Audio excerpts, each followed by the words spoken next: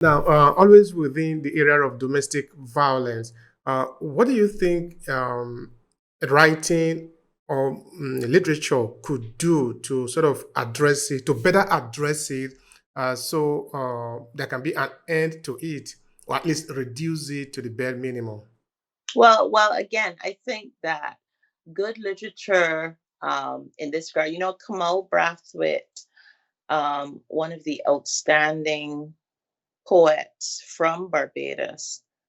He was also an academic and a researcher, and he wrote in this article quite a long time ago now. I think it was in the 1960s, and at that time he was doing an analysis of some of the novels in the Caribbean. And he was looking at these novels and assessing them in terms of how they presented nationhood and Caribbean nationhood. Because at that point in time, a lot of the islands in the Caribbean were gaining independence, and there was a whole movement towards defining a national identity, and for some people, a regional identity. And he was looking at the novels in the region, published in the region around that time, and he had this three-pronged categorization of those novels. And he talked about novels that simply reflected the reality of, nationhood or life in the Caribbean at that particular point in time.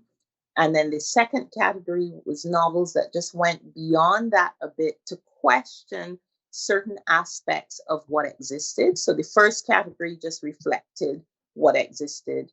The second category moved beyond that to question some aspects of what existed and to imply dissatisfaction. Those are the words that he used, to imply dissatisfaction with the status quo when it comes to national identity and nationhood.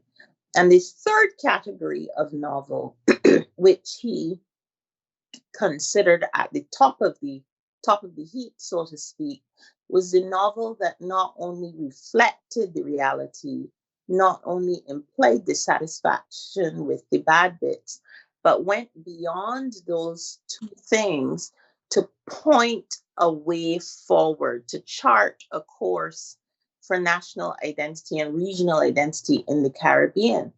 And for me, that is important as it relates to writing about domestic violence. So, one of the things that Caribbean literature can do is to not only address domestic violence thematically and not only reflect the reality of violence in the Caribbean, but to go a little further to imply dissatisfaction with some elements of the status quo, and then to go a little further than that, to say, look, this is the direction, this is the way forward, this is how we need to start to redefine ourselves in this area. This is how we need to move forward so that we can stamp out this scourge. And it's a very fine balance, because I personally don't believe that the best stories are written when we make the story in service to our agenda.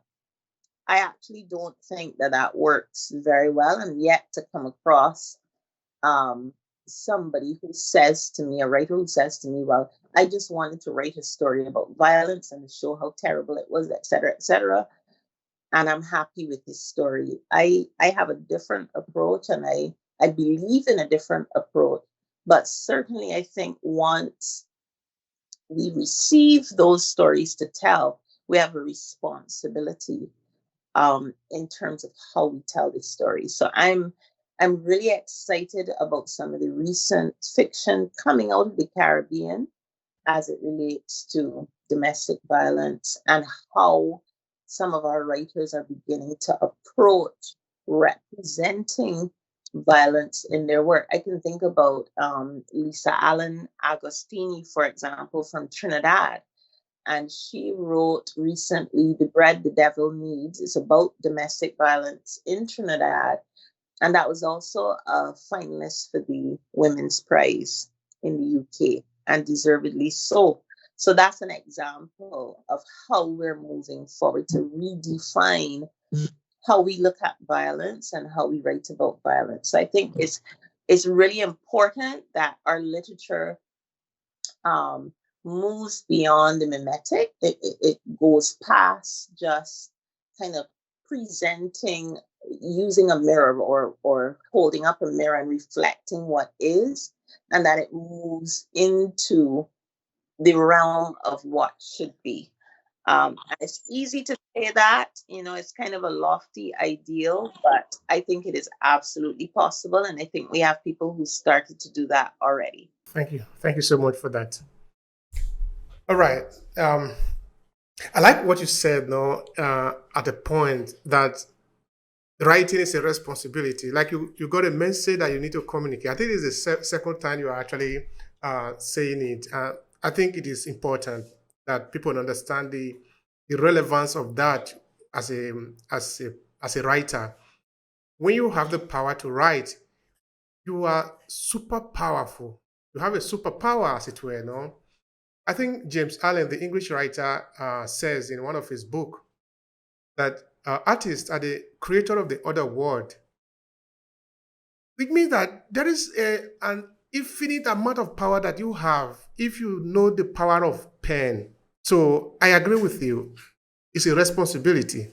Yes, yes. And I mean, there are all sorts of questions about how we acknowledge that responsibility and how we honor that responsibility. Because some writers, as creatives, will tell you, but you can't tell me not to write about this particular thing, or you can't tell me not to refer to this thing. It happens. It's the reality of what happened.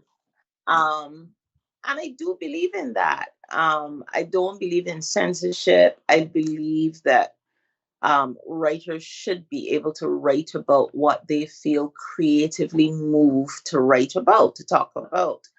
But I do believe, personally, I do believe there is a measure of responsibility that comes with this gift. Um, that comes with this work, and that we have to be careful how we exercise it. So yeah. How, if you were to say, maybe describe creative writing to somebody who maybe is not an expert in the area, who is not a writer, how would you describe it? What does it mean, creative writing? Mm, wow. Oh, some really good questions today. How would I describe creative writing? I would say creative writing is the application of certain creative um, techniques and skill to storytelling in a way that um, reflects a level of artistic achievement, and that also helps a story to be fully realized.